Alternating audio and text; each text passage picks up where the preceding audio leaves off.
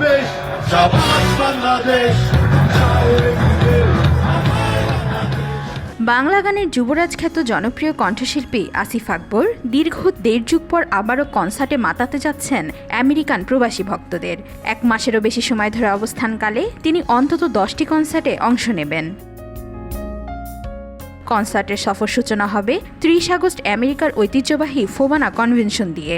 New ইয়র্কের বাফেলোতে অবস্থিত Sheraton Niagara ফলসে অনুষ্ঠিত হবে আসিফের এই গ্র্যান্ড কনসার্ট। এরপর থেকে একে একে তিনি Los Angeles, Dallas, Detroit, Washington DC, New Jersey, Boston ও নিউ ইয়র্কে ভক্তদের সামনে হাজির হবেন তার অমর সব গান নিয়ে।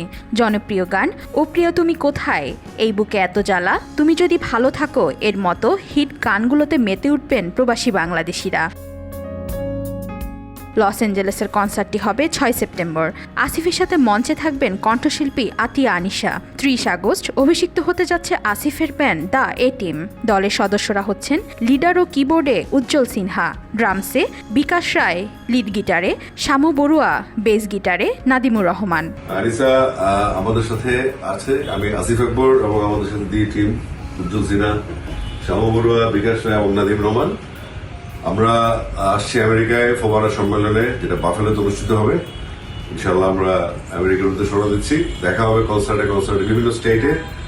আর যেহেতু আমাদের শুরু হচ্ছে বাফেলো কনসার্ট দিয়ে, আত্মীয়ের সাথে আমাদের প্রথম বিদেশ সফর। আমাদের একটা টিম কাজ করবে, আশা করছি ভালো কিছু কনসার্ট আমরা উপহার দিব। সম্প্রতি মালদ্বীপে একটি টেলিকম কোম্পানির কনসার্ট শেষে শ্রীলঙ্কা হয়ে দেশে ফিরেছেন আসিফ। এরপর ১২ আগস্ট আমেরিকান এম্বাসিতে ভিসা সাক্ষাৎকার দেন তিনি ও তার দলের সদস্যরা। সেদিনই ভিসা নিশ্চিত হয়েছে। সবকিছু ঠিক থাকলে তিনি ২৬ আগস্ট আমেরিকার উদ্দেশ্যে রওনা দেবেন। নিজের অনুভূতি জানাতে গিয়ে আসিফ আকবর বলেন, আমার কাছে যতগুলো কনসার্টের অনুরোধ এসেছে সব শেষ করতে গেলে ২ মাস সময় লাগবে, কিন্তু আমি এতদিন দেশের বাইরে থাকতে চাই না, তাই ১ মাসের মধ্যেই যতগুলো সম্ভব শেষ করব, তারপর দ্রুত দেশে ফিরব। ওয়াহিদা পারভীন ইশিতা, আজকাল।